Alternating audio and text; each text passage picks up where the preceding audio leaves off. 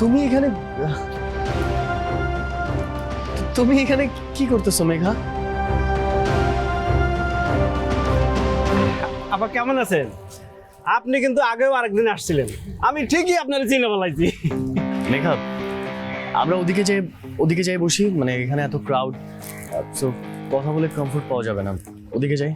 হ্যাঁ, তো আগে আমার জন্য চা নাও, আমার চা খাইতে ইচ্ছে করতেছে। মামা আরেকটা চা দিয়েন তো। এই রুটি রাখতেছো কেন? তোমাকে বললাম না আমার খিদা লাগছে, আরেকটা নাও। এই যে ওকে, আসো তো।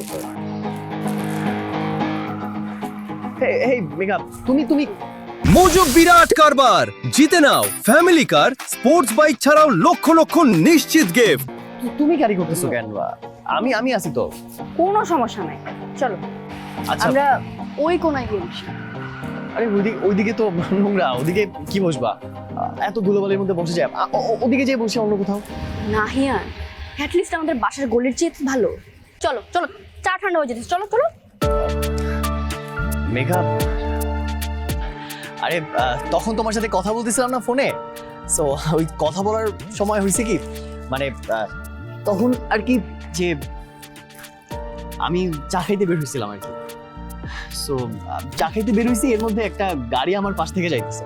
তো রাস্তায় তো কাদা, তো গাড়িটা এমন ভাবে গেছে, কাদা ছিঁড়ে আমার জামা কাপড় সব একরকম মানে নষ্ট হয়ে গেছে।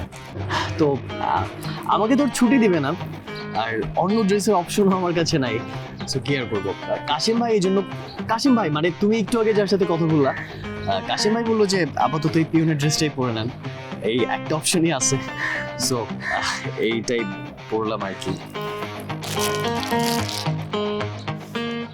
ভালোই তো লাগতেছে, মানেছে তোমাকে, অনেক কিউট লাগতেছে। কি যে বলো তুমি, কিউট লাগতেছে? মানে পিওনের ড্রেসে আমাকে জোকারের মতো লাগতেছে। খাইতেছো না কেন? তোমার যত ঠান্ডা হয়ে যেতেছে, খাও।